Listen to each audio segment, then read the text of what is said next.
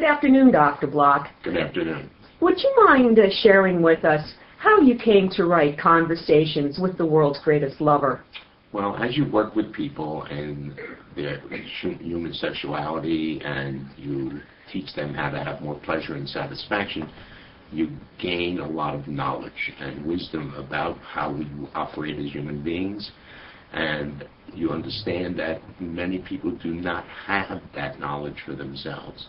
And you want to become aware of that and create a medium where more people can have that information for themselves than on a one-to-one basis.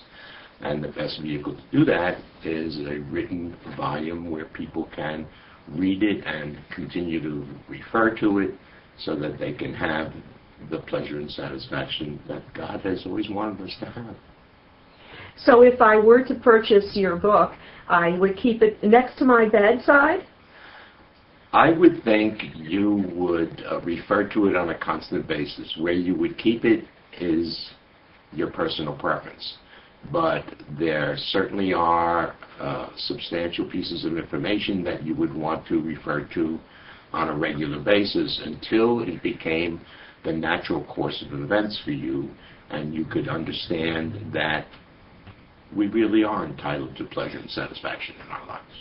So this is beyond a sexual how-to manual, if it would, with positions and such. It's a deeper book. I don't go into positions. I think people are creative on their own.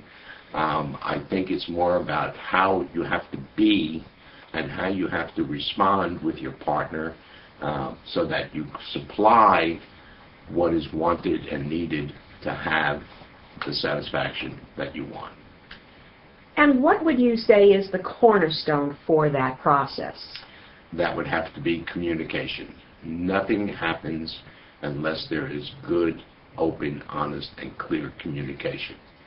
In one of our workshops, we do a 2.5 to 3 hour process in which we teach people how to communicate and get an answer.